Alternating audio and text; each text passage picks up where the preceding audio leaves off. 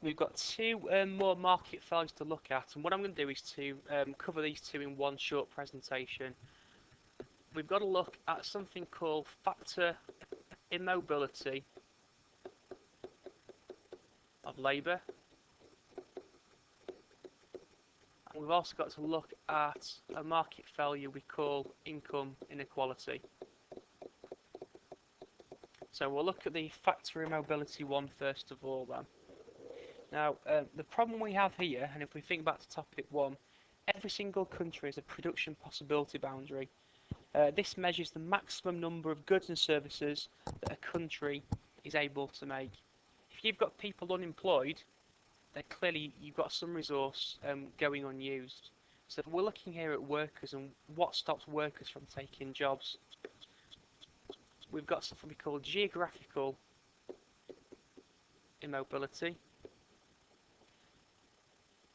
and the other one is linked to skills. So let's tackle the first one first of all, geographical immobility.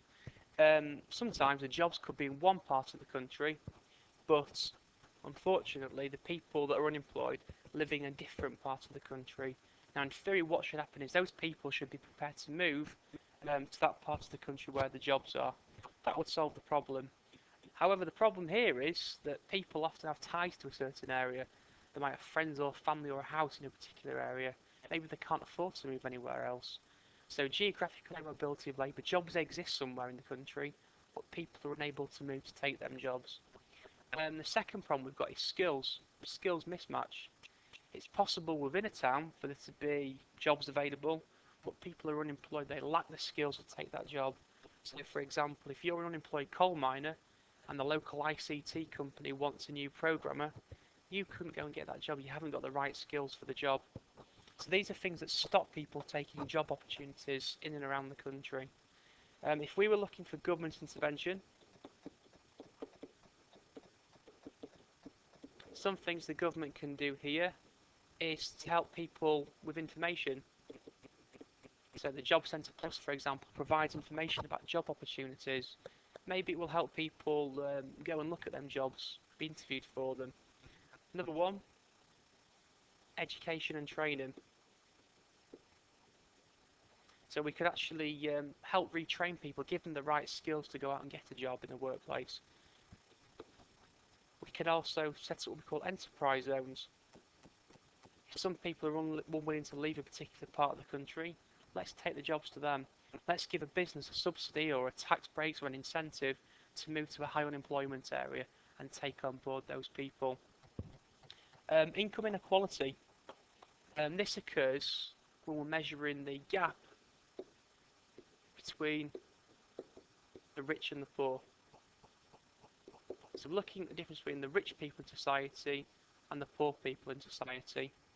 Now, a lot of people argue this is fair. If you've worked hard all your life, you've got a good job, you've got good qualifications, you should be paid vastly more than the poor people in society.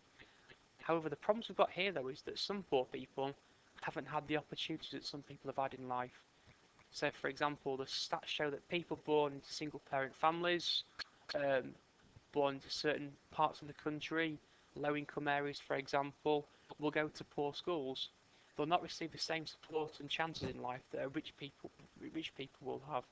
And this is seen as unfair because if you're poor, there's a chance that you will not be able to satisfy your basic needs. So potentially we have got a problem. So what we have to think about is government intervention. Now what we have in this country is a progressive tax system. What I mean by this is the more money you earn in this country, the higher percentage tax you will pay. This will mean that in effect we're doing a Robin Hood. We're taking some money off the rich people and less money off the poor people. And what happens with this is it will be used to provide benefits in kind and financial benefits. We'll tackle financial benefits first of all. Low-income families, unemployed people qualify for job seekers allowance, unemployment benefits in effect. People that reach retirement receive an old age pension. Some families receive tax credits if their income is below a certain level to pay for childcare. They're financial benefits provided through the tax system. Benefits in kind are services provided free of charge, education, healthcare. These things are provided to give people the chance to succeed in life. We might also give people some kind of accommodation, so a council house, for example, on a very cheap rent. Different ways of enabling people to meet their most basic needs. Of course, we've got the problem though, if these are too generous, these benefits, some people might choose not to work. So you have to get the balance right. You want to give people the chance to succeed in life, meet their basic needs, but you've also got to make sure that people have got the incentive to work hard and become successful in the future.